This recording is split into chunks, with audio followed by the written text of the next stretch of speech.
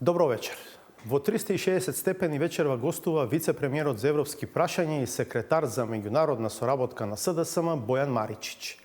Неизбежна тема ќе бидат медиумските наводи дека, цитирам, Заев подмолно се обидува да гурне Ковачевски, затворен цитат, и дека пред делот со партијците презентирал план за заедничка влада на СДСМ и ВМРО ДПМН без ДУИ по избори напролет.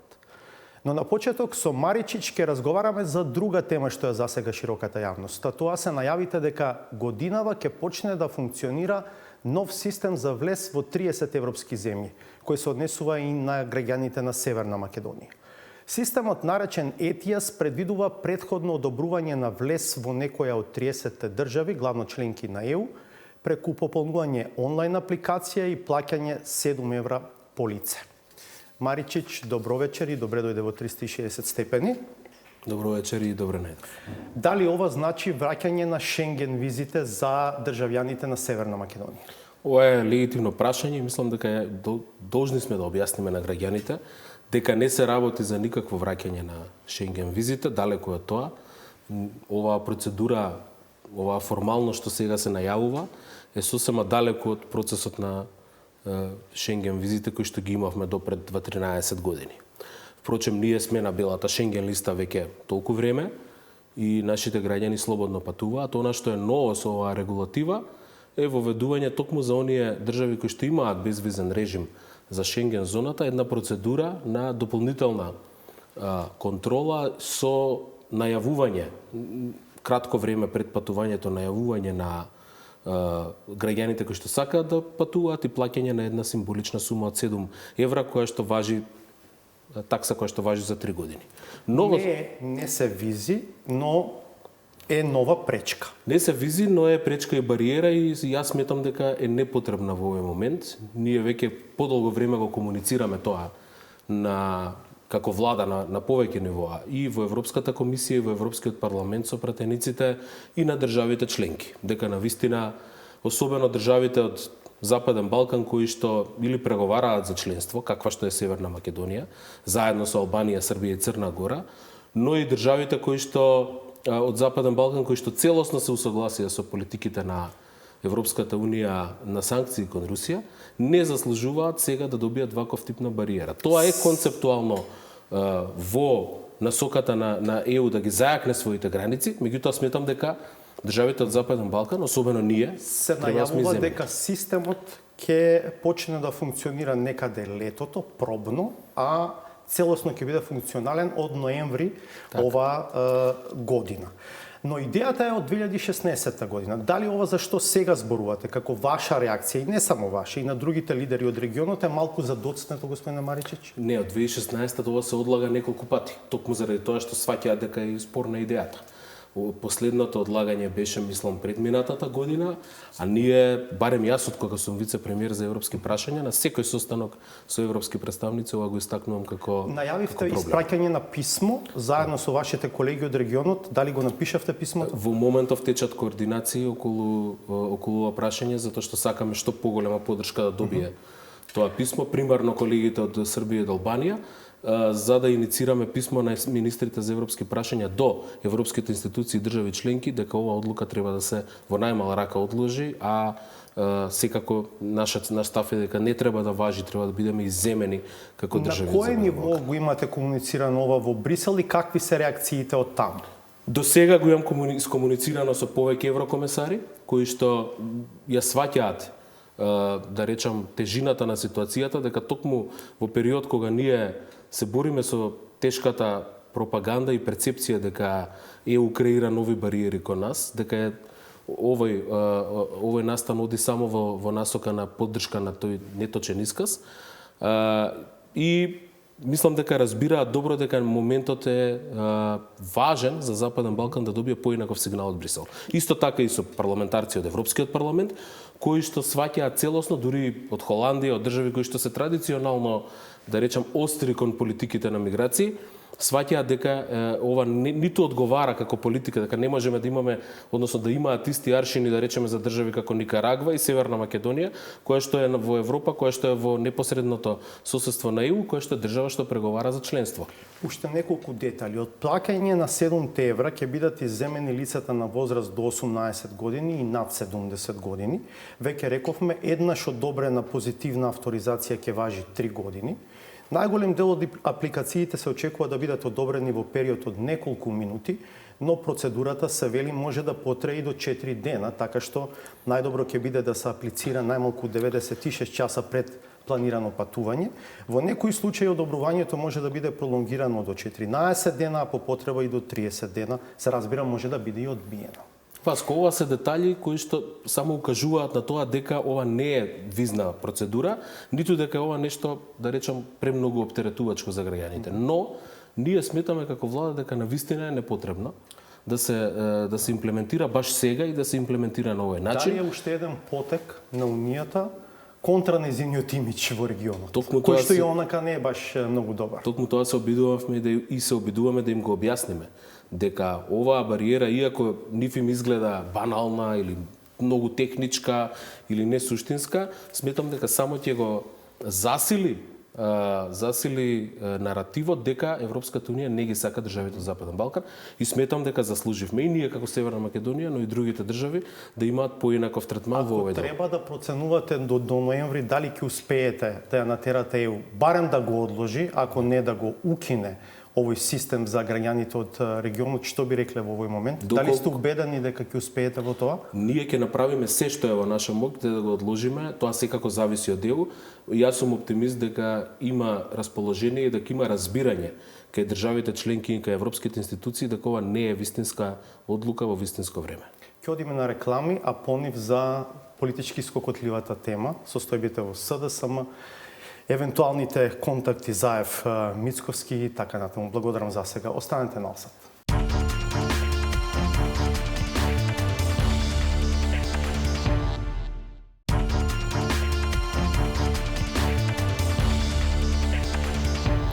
Гледате 360 степени. Во студиото е Бојан Маричич, вице-премиер за европски прашања и секретар за меѓународна соработка на СДСМ. Заев подмолно се обидува да гурне Ковачевски.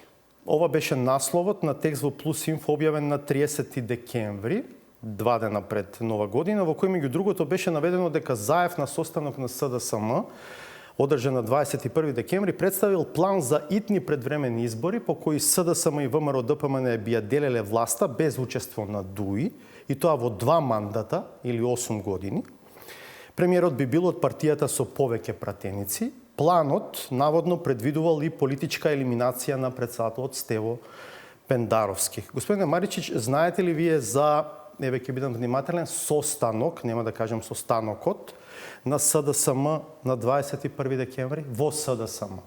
Ете, прво дел од овие наводи самиот Заев ги демантираше со јавен напис, така што јас не би коментирал детаљите, бидејќи не сум ни присуствувал на состанок кој што се водел во овој дух или кој што се разговарал за ова. Во СДСМ е голема и демократска партија, која што секогаш наоѓала начин и да се грижи за својата цел, и целта која што има и како крупен коалиционен партнер во владата, како најголем коалиционен партнер во владата, но и како партија која што доаѓа од прогресивниот спектар. Секогаш имало дискусии, различни дискусии за различни идеи, меѓутоа формално ниту раководството, ниту извршниот одбор, ниту централниот одбор дискутирал за ваква идеја. Неформално дали имало средба на која што се дискутирале некои од овие прашања, јас не можам да тврдам бидејќи не сум присуствувал на таа средба, но знам дека идејата и самиот поранешен председател Заев кажа дека не му е ниту идејата, ниту никогаш работел против премиерот и председателот Ковачевски, ниту кандидирање. Дали за вас одвнатре е видлив обид на Заев за демисија на Ковачевски? Јас не можам тоа да го препознам во моментот, ниту има таква атмосфера. Мислам дека СДСМ внимателно низ годините работеше и работи на градење на духот на единство, без разлика на тоа кој какви ставови имал по одредени прашања. Дури и кога имало различни мислења, се наоѓало начин како да се менаџира единството. Мислам дека премиерот Ковачевски, председателот Ковачевски на партијата има целосната поддршка на целото раководство. Има јасен план кој што го представи уште при изборот за председател на партијата и на владата за одржување на мнозинството и владиниот мандат до крајот, значи до средината на 2024 година и избори во редовен термин. Во меѓувреме има многу обврски поврзани и со имплементација на договореното со Европската унија, францускиот предлог, и со реформите и со менеджирање на кризата.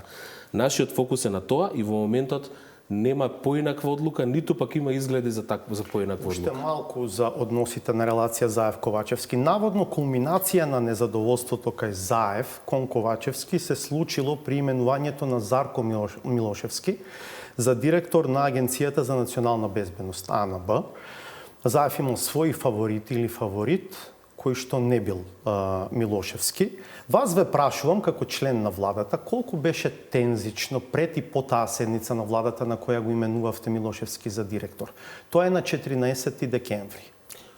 И пред и за време на седницата се дискутираше во многу трезвена атмосфера и со аргументи околу сите кандидати кои што биле на масата, тој процес траеше. Имаше и незадоволство кај дел членовите на владата. Не би можел да коментирам, но можам да кажам дека тој процес траеше долго, доволно долго, да направи консултација премиерот со сите надлежни институции и со сите надлежни политички фактори и со нашите меѓународни партнери со оглед на тоа дека сме членка на НАТО и дека функционираме во еден поширок безбедносен контекст и безбедносен систем. Забелешките на Заев биле на таа линија, дека воопшто не станува збор за човек прифатлив за САД, како што ќе тврдат другите, туку дека премиерот бил наместен од некои своји блиски соработници внатре во партијата. Не сум учествувал во никакви такви разговори и не сум слушнал за тие разговори, но можам да кажам дека одлуката за именување на Милошевски беше поздравена и од САД и од сите останати истиот ден и наредниот ден и од представникот на Европска унија,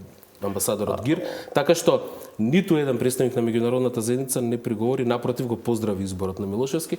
Тоа е одлука на владата која што беше донесена едногласно, патем речено, значи немаше ниту глас против, ниту глас воздржано. Јас бев присутен на таа седница и одлуката ја спроведовме така како што одлучи премиерот по консултациите и како што беше потврдено на владата. Се обидувам внимателно да ги следам вашите одговори и мислам дека многу внимателно ги избирате зборовите во одговорите. Самиот рековте дека Заев во својот Facebook пост демантираше дел од овие наводи за кои што реков, кои што беа објавени во текстот во Плюс Инфо. Едната беше дека има амбиција лично да се кандидира за председател и втората дека работи или ќе работи на рушење на единството во СДСМ. Ова го демантираше, но не демантираше дека имало идеја за делење на власта со ВМРО ДПМН без дуи побрзи избори кои што би се случиле напролет. Ако се земат предвид изјавите на Мицкоски за избори во мај 14 и 21 за тоа дека имало сигнали од пратеници од мнозинството дека би гласале за распуштање на парламентот за изборите да се одржат напролет, се чини дека зад сцената сепак нешто се случувало. Видете, не знам дали се уште се случува. Првиот Мицковски не е прв пат да промовира идеја за рушење на владата. Знаете дека е тоа една мантра која што се случува секоја година. Ние се сеќаваме дека минатата година, односно крајот на 21-ва, имавме една иницијатива за рушење на владата, која што не успеа во собранието. Предходно неколку месеци имавме повторно најава на ново мнозинство кое што не се случи и заврши со гласање на доверба на владата во собранието. Значи до сега тоа е мантра која што Мицковски секоја година ја отвара на тој начин за да си го заштити своето место во ВМРО ДПМН, бидејќи не може да испорача веќе 6-та година промена на власта. Дали сега бил охрабрен од Заев? Јас тоа не можам да го тврдам, ниту да го потврдам, затоа што не сум слушнал ниту од Заев директно, ниту пак во мојата партија дека има такви. Дали за вас е прифатлива опција за избори напролет и формирање широка влада меѓу СДСМ и ВМРО ДПМН без дуи?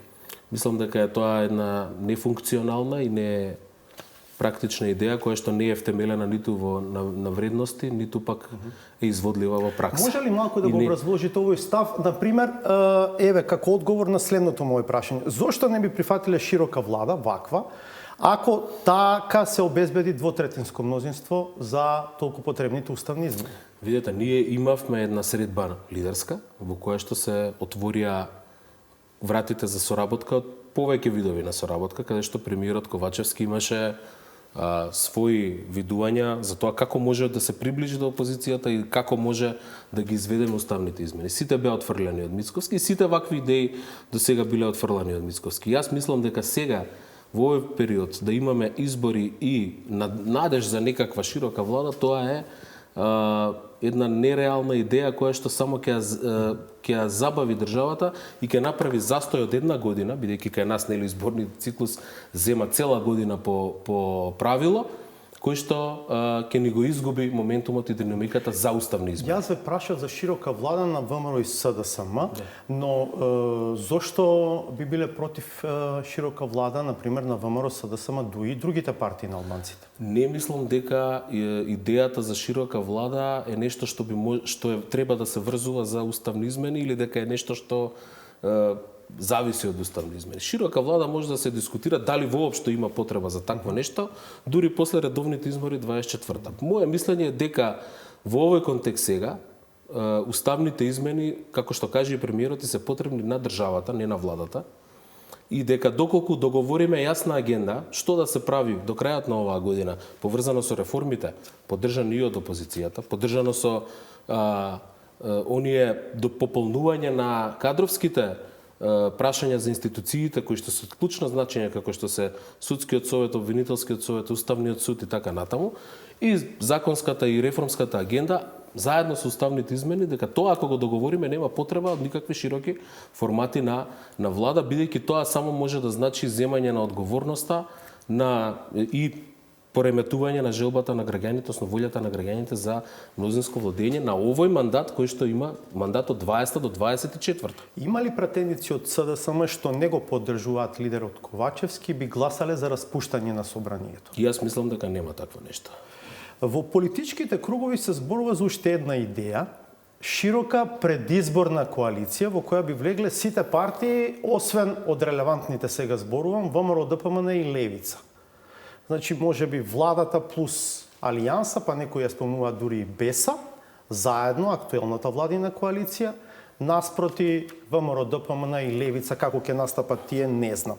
Индикативна порака на оваа линија имаше лидерот на ДУИ Али Ахмети на новогодишниот прием на партијата. Пред да ве прашам вас, сакам да го слушнеме Ахмети. Të mendojmë më shumë për krijimin e një fronti për Maqedoninë Europiane. Jo të parcializohemi dhe të ndahemi në shqiptar Maqedonas, por të marrim guxim dhe ta hekim frikën për njëri tjetrit. Ky front duhet ndërtuar dhe unë bashkë me ju kemi të drejtë morale e kombëtare që këtë thirrje dhe apel ta bëjmë për partitë politike, sepse Maqedonia duhet të jetë europiane, sepse i takon historikisht dhe territorialisht Европас. Оние што го познаваат Ахмети се во неговиот круг велат дека оваа негова порака е токму порака во оваа насока. Во насока на формирање предизборна широка коалиција која на следните парламентарни избори ќе оди заедно. Ќе има и заеднички претседателски кандидат. Вие зборувате отворено на оваа тема? СДСМ е сериозна и голема и одговорна партија која што има јасна цел. И тоа се обидов и на почетокот да го елаборирам, зошто мислам дека овие идеи за брзи избори и широка коалиција одат сосема спротивно на интересите и планот на СДСМ, а тоа е едно фокусирање на европскиот концепт и на европскиот пат. Се што оди во насока на креирање на широк фронт на политички партии кои што ќе се најдат на страната на, да речам, поддршка и на клучните реформи, брзото зачленување на Северна Македонија во Европската Унија и отстранување на сите бариери на тој пат, мислам дека е идеја вредна за размислување, бидејќи е европски концепт кој што води државата напред. И тоа е водилка на СДСМ во последниве 6 години сигурно, а и пред тоа било така, но и последниве 6 години тврдам. Затоа мислам дека сите овие идеи кои што имплицираат окрупнување на фронтот за Европска Македонија и на фронтот кој што треба да ги носи промените, а кој што фронт треба да биде отворен за сите оние кои што искрено веруваат во европска иднина на Северна Македонија, треба да го оставиме како тема за размислување и како концепт вреден за Се размислување. плашите дека може да бидете дискредитирани на македонско-албанска линија, и едните и другите? Видете, ние како партија и како влада направивме премногу во изминативе 6 години на надминување на овие разлики и на зголемување на кохезијата во општеството, во владата, во државата и во институциите. Секако дека имало предизвици и дека има предизвици, но наша должност е да не го делиме општеството на етнички граници и етнички линии, туку напротив да воспоставиме таква кохезија која што ќе функционира во пракса, особено кога се работи за исполнување на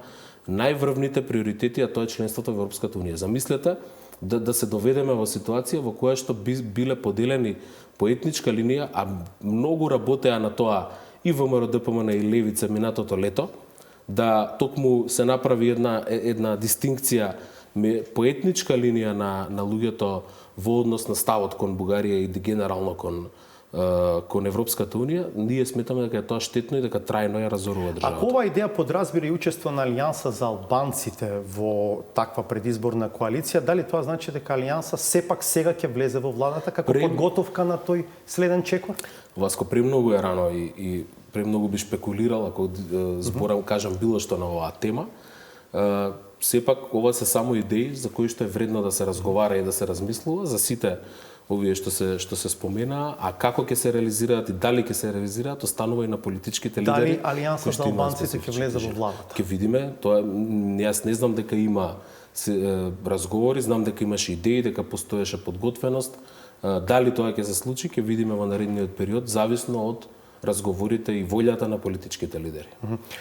Ме интересира само уште едно прашање во овој блок.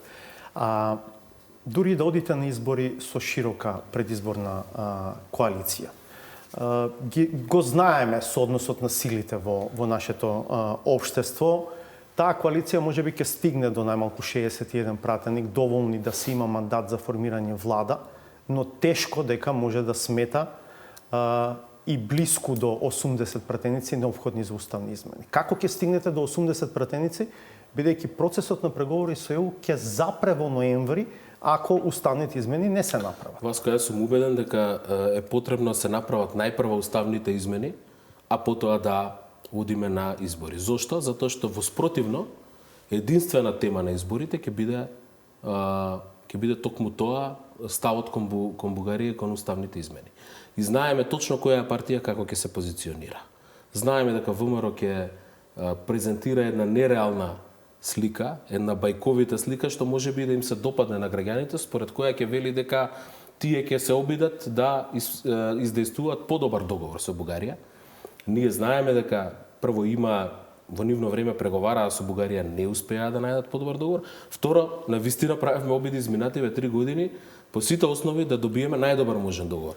И спорот со Грција ни докажа дека чекањето подобар договор и подобра понуда секогаш ни носи полоша позиција. Можно ли е да се добие реално друга преговарачка рамка различна од оваа што сега ја има за државата? Апсолутно тоа не е можно. Тоа може само да ни ги суспендира преговорите, како што рече и министерот Османи, црногорско сценарио, да ги суспендира преговорите на подолг рок и сите досегашни напори да ни бидат џабе.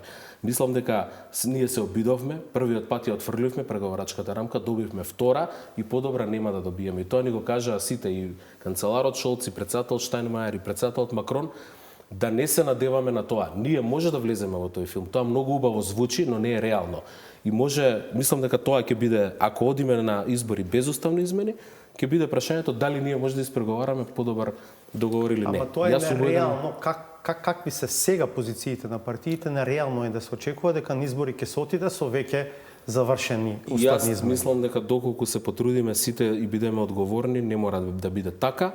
А секоја партија има свој, и секој пратеник има своја одговорност во носењето на одлуката. Јас тоа го кажав повеќе пати и ќе повторувам секогаш. Прв пат во историјата на нашите евроинтеграции блокадата ја држат наши политички фактори и доколку не ја завршиме оваа задача годинава, повеќе може ние за 2 години да решиме да го направиме, тоа да нема таква важност и такво значење, бидејќи Бугарија ќе биде во многу посилна позиција веќе, затоа што ние веќе не сме го исполниле нашиот дел од договорот. Доколку го завршиме оваа година, понатаму ќе влеземе на патеката каде што ќе можеме да се расправаме како партии за сите теми, но веќе ќе бидеме на една сигурна лента која што ни го прави членството до крајот на оваа декада во Европската унија остварлива цел. Но Мицкоски вели уставните измени не може да значат обединување, дека тие се предавство. Добро, во тој случај планот на Мицковски е да ја закочи државата уште 10 години. Најмалку 10 години. И затоа мислам дека ако треба да се следи тој план и таков план, нам не ни требаат ниту други блокади, ниту други предизвици. Доволен е тој предизвик и знаеме дека 10 годишното чекање што доведе во случајот со Грција. Доведе до комплетно заробени институции, национализам, проблеми кои што ни се влечат до ден денес, разорување на владење на правото и така натаму. Мислам дека Мицковски ќе треба да им објасни на своите сопартици, своите пратеници, но и на сите граѓани, зошто ВМРО-ДПМН е против членството на Северна Македонија во Европската унија, бидејќи ние не можеме да ги одбереме условите под кои ќе се зачлениме во Европската унија. Условите се тие и зацртани во преговарачката рамка која е усвоена и која што ќе биде објавена и презентирана целосно на втората меѓувладина конференција. Малку околу тековните преговори, скринингот дали се одива според планираното темпо? Скринингот оди по зацртаното темпо, по календарот кој што е утврден уште во септември минатата година. Завршивме скрининг, објаснувачки скрининг за 3 кластери и завршивме билатерален скрининг каде што ние презентираме докаде сме усогласени, кој ни е планот за усогласување за најважниот кластер темелни вредности. Очекуваме во наредниот период до пролет да ги завршиме оние 3 клучни инструменти, 3 патокази за реформи во јавна администрација, функционирање на демократски институции и владење на право. Но тие не се дел од скринингот. Тие треба да признаат како резултат на скринингот и целта е практично да бидат подготвени во моментот кога ќе заврши скринингот, да ги имаме подготвени, да ги имаме за усвојување од страна на Советот. Ако се тече како што треба, скринингот треба да заврши во ноември, но ако уставните измени не се завршени, тогаш процесот ќе биде закочен, така? Точно така. Значи ние од на 23 јануари продолжуваме со скринингот за внатрешен пазар, билатералниот скрининг за внатрешен пазар со 3 поглавја и потоа има еден тек до ноември да се покријат сите поглавја и сите кластери. Кога ќе заврши скринингот, веќе скрининг извештаите и овие патокази одат на усвојување во Советот на министрите. Доколку ги немаме завршено во врските поврзани со уставните измени, тоа нема да се случи и тука ќе застанеме. А што е реално откако ќе заврши скринингот, кога би се отворил првиот кластер? Доколку ги завршиме сите овие задачи, јас сум сигурен дека ќе ги завршиме, веднаш би очекувале да без одлагање се разговара за отварање на првиот кластер. Бидејќи овие патокази се услови за отварање на првиот кластер, а ние ќе ги изработиме, само треба да бидат усвоени од Советот на министри и очекувам, доколку Европската комисија не каже поинаку, очекувам брзо по ноември да се отвори првиот кластер. Ако не е така, тогаш Албанија ќе го направи тоа, Северна Македонија ќе паузира во процесот. Во оваа фаза одиме заедно со Албанија, меѓутоа доколку ние не успееме до крајот на оваа година да ги завршиме тие обврски, секако, како и многу пати до сега, на наша штета ќе бидеме, да речем, раздвоени. Благодарам што бевте дел од 360 степени. Благодарам на поканата. Следува саботажата.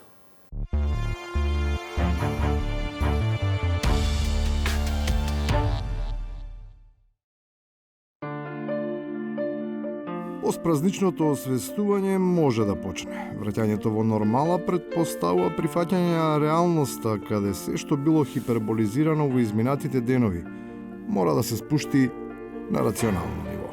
Со неготивно старт. Со неготивно, да. Година со неготивно.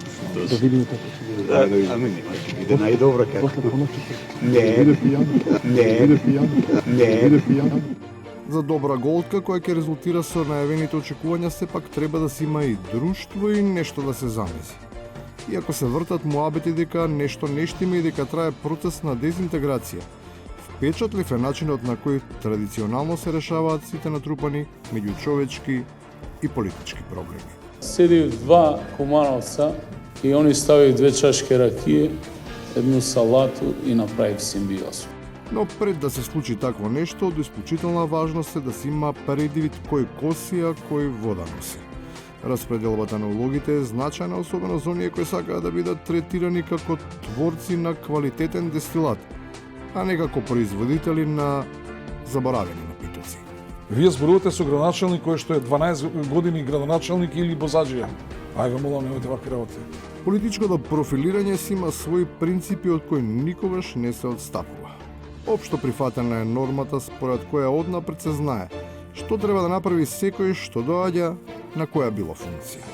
Знаете, овде се тргнува по таа Господ прво себе брадата си ја создал и после тргнува понатаму. А токму таква природна средина си има создадено тие што се практично незаменливи. Формално играат на таа позиција секоја физичка сличност е исклучена, бидејќи ним риторички им растат брадите, само затоа што фактички знаат добро да бричат. На север сме со Косово или со Грција? Не знам како пишува во читанките. Па бидејќи Дуи стана дел од историските читанки. А и тоа го видов, да. А добро е да го прашаме Дуи, пошто одлучува за живот и смрт во земјава, да ги прашаме Дуи да ни дадат оценка на која страна е Запад и дали земјава е тркалезна или е плоча. И конечно, во очекување на релевантен одговор во некој нов учебник, очигледен е недоволниот фонд на зборови со кој може да се опише еден импозантен опус. Овде космополитот, новинар, уредник, политички аналитичар и уметник, музичар, поет, писател, издавач, продуцент, невладин активист, експерт за контрола на оружјето, неумерен борец за мир, за вистина, посветен борец против лажни вести и воинствени кампањи, борец за човекови права, за граѓански права, за еднаквост, за мултикултурализам, за едно општество за сите, за нема крај. Сега барем ме е јасно. Планетава сигурно не е тркалезна, ниту е рамна плоча. Неа мора да ја носат најмалку 2 слона, од и таков габарит. Тешко дека било што ќе издржи.